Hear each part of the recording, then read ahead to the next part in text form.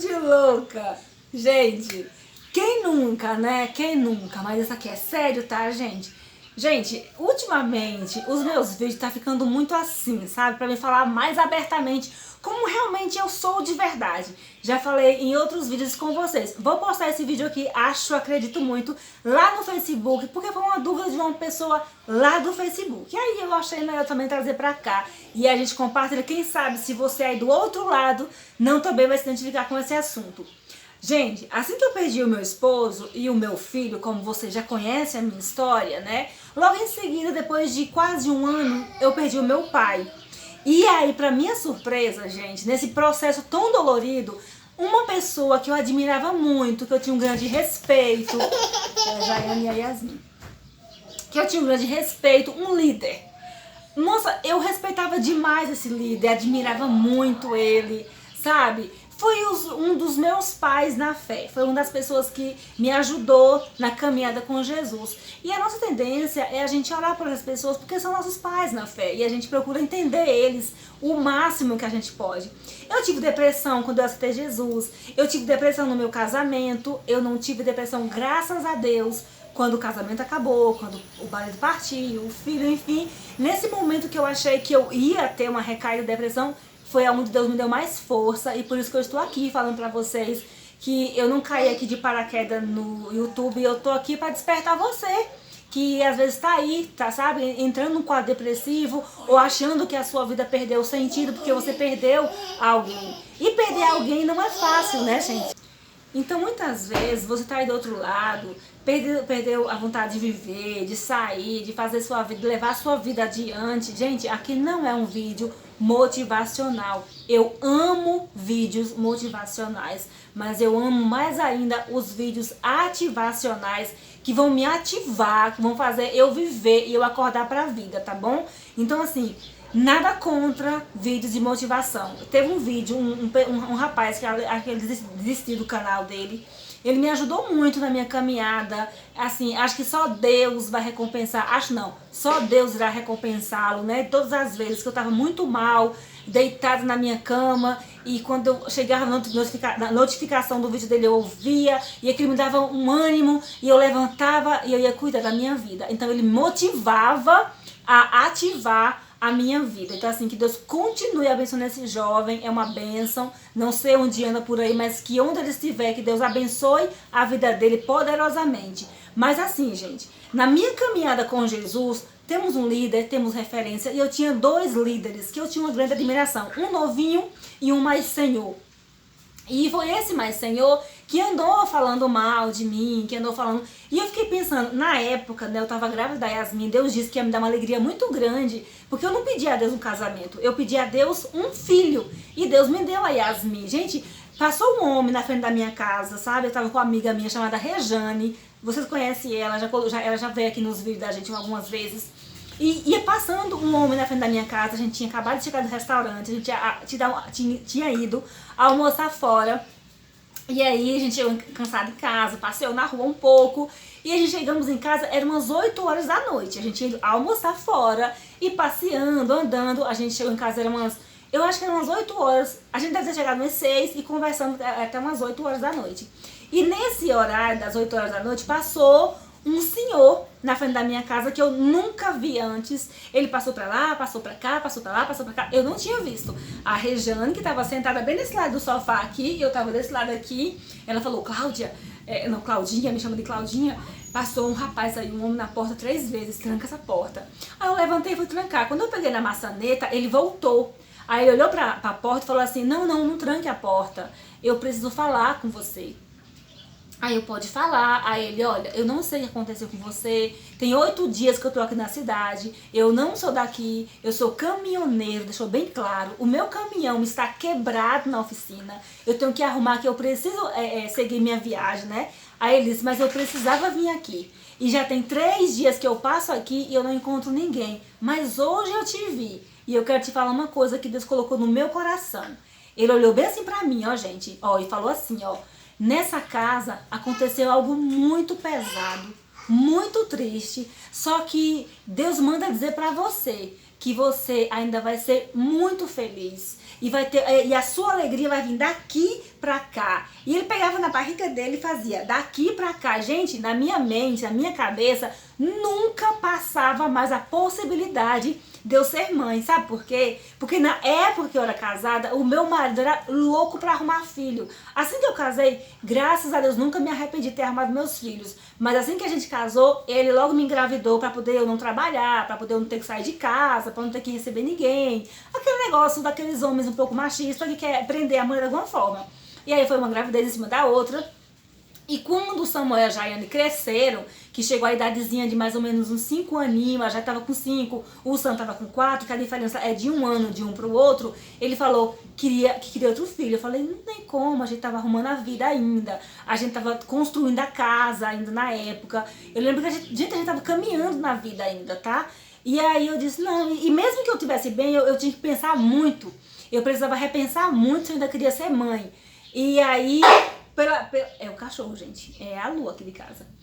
Pela luta que a gente tinha no casamento, eu tinha muita... Quando não era uma coisa com ele, era outra. Quando era agressivo, verbal, ele era agressivo, ele agredia fisicamente quando ele estava nervoso. E depois veio as traições. Então, assim, eu pensava muito bem se eu queria um outro filho, que eu era não.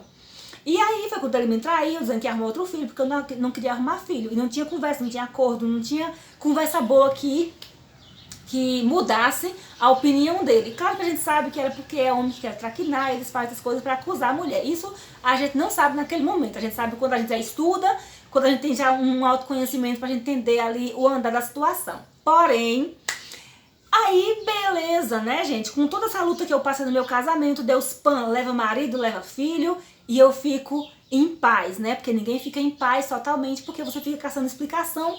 Porque Deus levou seu filho, porque Deus não restaurou o casamento, se der o Deus do milagre. É porque tem coisas que Deus sabe todas as coisas. Já acabou de ler um livro pra mim agora, Uma Vida com Propósito, que eu já li esse livro pra eles quando eles eram pequenininhos. A gente fez um estudo que são 40 dias. Vou colocar a capinha dele, se der pra colocar aqui, a capinha do livro. E assim, gente, e vou deixar também o Instagram de Jaiane, que é lindo, tá lá uma postagem com esse livro, referente a esse livro. E eu me lembro, nesse livro, que a gente sabe que todas as coisas, né, cooperam para o nosso bem. E que Deus sabe o nosso dia de viver, e quantos anos vamos ver na Terra, e quanto tempo, e em quanto tempo Deus vai nos levar. Então lá está muito claro nesse livro, assim como também na Bíblia, porque é tirado da Bíblia, baseado na Bíblia. Então assim, gente, quando eu perdi o marido, e foi aquela revolução, e Deus disse que ia cuidar de tudo, Deus disse que ia cuidar do meu psicológico, Deus ia cuidar do material, do financeiro, de tudo, Deus ia cuidar da minha vida. Aí todo mundo ficou horrorizado, e Deus disse que ia fazer um rebuliço mesmo. Deus me avisou de madrugada na minha casa, porque assim, gente, porque é muita coisa, tá? E aqui não tem como eu contar tudo. Mas enquanto o meu marido traquinava, Deus mandava sempre eu buscar ele às madrugadas. E eu orava, e eu buscava constantemente. E Deus dizia que ia me dar vitória, que os dias estavam contados. Eu não entendia aquilo. Aí chegava pessoas que eu nunca vi na minha vida e falava, você está preparada para o pior? E eu, que pior? Misericórdia. Para mim o pior seria o divórcio. E não era. Na época que essa pessoa falou pra mim, que ela não me conhecia, não conhecia meu marido, ela é de uma cidade vizinha aqui, chamada Barreiras, e ela se titulava como missionária, e é uma mulher de Deus que Deus usa muito. Ela chegou pra mim, e o Samuel e a minha filha entendeu, né, tudo que ela tinha falado, e eu nem, entre aspas, havia entendido o que ela tinha dito. Ou seja, ela sabia que Deus estava preparando o meu marido. E aí é onde entra, gente. É tudo aqui, muita coisa pra falar. Eu vou resumir o máximo que eu puder, eu vou enxugar aqui pra falar pra vocês. E quando Deus levou o marido, Deus me preparou, mandou eu orar mais, buscar mais, consagrar mais, me estruturar mais emocionalmente, porque ia fazer um rebuliço tremendo, que ia sacudir a minha vida, ia sacudir as estruturas, mas eu ia ficar firme, porque ele ia cuidar de mim. E a minha cidade toda, as pessoas iam ficar, Deus ia abalar a cidade toda. E de fato, muita gente ficou sabendo, foi um velório com muita gente. Como eu trabalho na prefeitura, como você sabe, a prefeitura quase em peso estava lá nesse velório. Eu nunca vi tanta gente na minha vida. A igreja, que é o ministério que eu frequentava antes que era a Assembleia de Deus, muita gente, muitos carros, muita gente mesmo. Então assim, gente, aqui não é quantidade de pessoas, o que eu tô falando é, a pessoa que chamou você de louca não sabe a sua história. Então você não pode deixar que esse comentário ruim dele vem abalar você. Por quê? Às vezes o que Deus está fazendo na sua vida não está fazendo na dele. E se fizer na dele, ele não suportaria. E Deus escolhe as pessoas, gente, que vai ter uma estrutura para aguentar o que ele quer fazer. Eu não sabia de fato o que Deus queria com a minha vida. Hoje eu sei. O que Deus quer, hoje Deus quer da minha vida é que eu tire você do engano, muitas mulheres do engano, pessoas que estão travadas na religiosidade, achando que está servindo a Deus. E detalhe, essa missionária que perguntou se eu estava preparada para o pior e que Deus estava fazendo alguma coisa na minha vida e que eu achava que era uma coisa boa e não era, ela disse, olha, Deus, se você não sair dessa igreja, Deus vai tirar você de lá. E eu briguei mais essa missionária, eu fiquei com raiva dela e deu aquele negócio todo. E ela ficava quieta, só indo pra mim, bem em paz, bem sossegada. Eu tô mais já indo no centro, encontrei um homem que eu nunca vi na minha vida. Ele parou o carro e começou a conversar. Encostou ali, perto da gente, e começou a falar que Deus não queria gente, que não era pra gente ir pra igreja. E naquele dia, a gente já tinha saído da assembleia. E aí, naquele dia, ele falou bem assim, olha, tudo que vocês precisarem, entra no seu quarto e peça a Deus. Nunca coloque seu pé na igreja e nem em religião. A minha família foi destruída por causa de religião, por causa de igreja. Enfim, eu fiquei olhando para o homem, já ele também ficou olhando. Ele abriu a carteira, pegou R$100 e deu pra gente. Eu fiquei, nossa, eu tava tão arrumadinha, com roupa nova, maravilhosa, que eu tinha comprado na Jaiane. E a Yasmin, bem bonitinha também. E ele falou assim, não é pra você esse dinheiro, é pra criança. Né? E deu pra Yasmin o dinheiro, deu pra Jaiane, a gente comprou coisa pra Yasmin mesmo, a gente obedeceu o que ele falou. E assim, gente, detalhe, ele falou assim, e detalhe, muito importante, quando ele falou isso, eu e a Jaiane olhamos uma pra outra, porque num dia anterior, ela pensou e eu pensei, e ninguém falou, que nós queríamos voltar pra Assembleia. A gente queria voltar pra nossa igreja que a gente era antes. Só que a gente não falou uma pra outra, a gente só ficou no pensamento. E no outro dia esse homem falou, não volte. Não bote o pé de vocês na igreja. Qualquer coisa que vocês quiserem, peça a Deus. Gente, ele ficou assim meio atarentada. Aí a gente congrega uma igreja, mas não é para congregar como a gente congregava antes. Porque toda vez que eu ia falar de Jesus para uma pessoa, Deus não deixava eu apresentar a placa de igreja. E hoje eu entendo. Porque o evangelho hoje, infelizmente, está defasado. É muita coisa errada. É líderes levantando falsos contra membros. Sabe, é uma bagunça tão feia. Porque a pessoa que falou mal de mim, que falou que ela na posição que ela estava, ela nunca... meu marido morreu. O meu filho tinha morrido, o meu pai tinha morrido, eles nunca pisou o pé na minha casa para fazer uma visita. O pastor presidente, sim, é um homem que eu não tenho o que falar, graças a Deus. Mas esse outro líder, que também é um pouco autoridade nesse ministério, ele nunca pisou e ele e a esposa dele saiu falando mal. Então assim, gente... Às vezes tem pessoas que infelizmente eles estão agarrados à doutrina, a usos e a costumes e não preocupados com a ovelha. Então você que está magoado, que está triste, porque o líder falou mal de você, coloca o seu joelho no chão e ora por ele. Fala, Senhor, dá sabedoria ao irmão fulano de tal, para ele não sair matando ovelhas. Porque tem pessoas que têm uma estrutura para olhar para ele de igual para igual ou de olhar para ele como se ele fosse menor. Uma pessoa que precisaria de cuidados. Entendeu? Hoje o meu entendimento é esse. Eu olho pra ele e eu não vejo mais aquele grande homem que eu via, aquela grande autoridade que eu via. Pelo contrário, eu fico vendo uma pessoa coitada, uma pessoa que não conhece Deus de verdade, que não tem intimidade com Deus. Ele pensa que ele tem, mas ele não tem. Porque quando você tem intimidade com Deus, Deus manda você... E com cuidado com as pessoas, né? Quando eu bato forte aqui no meu canal ou no Facebook, Deus sabe que tem alguém que precisa ouvir aquela palavra. Mas quando Deus coloca uma pessoa para eu cuidar, eu vou cuidar dela com muito cuidado, gente. Eu quero ver ela andando, eu quero ver ela vitaminada, eu quero ver ela forte, eu quero ver ela erguida, eu quero ver ela com um sorriso no rosto e dizendo, Cláudia, eu tô muito bem, graças a Deus, sabe? Então assim, infelizmente... Tem líderes que eles não estão preparados para lutar com gente. Porque, gente, eu vou deixar um conselho para vocês, que eu nem ia falar isso. Mas vocês que são líderes, que se dizem líderes, pastores, vão fazer autoconhecimento. Outro dia eu ouvi uma postagem no Facebook que eu achei interessantíssima aquilo dali. Um pastor estava reclamando porque hoje chegou o culto da moda do coach, né? Por quê? Porque o coach, ele pega uma pessoa que tá cagada, a palavra é essa, tá, gente? Cagada, a vida tá um desastre, ele pega a pessoa e fala bem assim, olha, porque eu estudo coach, eu sou coach e eu sei o que eu tô falando, tá? Ele pega a pessoa e fala bem assim, olha, não importa o que aconteceu aqui pra trás, o que importa é você ressignificar isso daqui. Você não vai ter compromisso mais com o erro. Você vai reconhecer que você errou, mas você vai usar esses erros como esterco para você dar significado e dar relevância na sua vida, para você avançar na sua vida.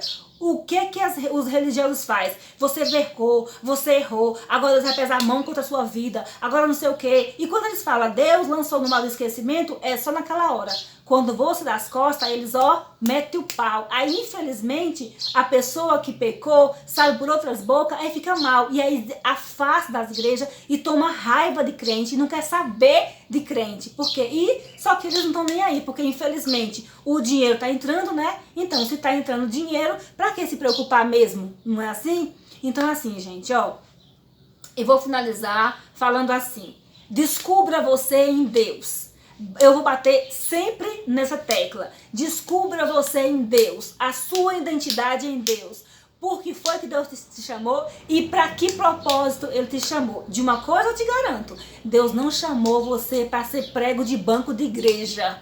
De uma coisa eu falo com convicção. Deus não chamou você para ser barata de igreja. Deus não chamou você para ser telespectador de igreja. De uma coisa você pode ter certeza. Deus chamou você para multiplicar, foi para prosperar, foi para ser grande nessa terra, nessa geração, nesse novo tempo. Então aqui, eu finalizo esse vídeo dizendo, desperta tu que dorme, acorda, levante do caixão desse lugar frio e sem vida. Porque a sua vida, Deus não fez para você viver assim, parado e levando a sua vida mentira como se fosse verdade. Obedeça, seja obediente à palavra do Senhor. Seja obediente àquele dirigente que realmente vive a palavra como Deus quer, genuína, pura e imaculada. Assim como o sangue de Cristo que derramou um dia na cruz do Calvário pela sua e pela minha vida. Então eu quero finalizar, fica todos na paz do Senhor e tenha um excelente dia. Tchau, tchau.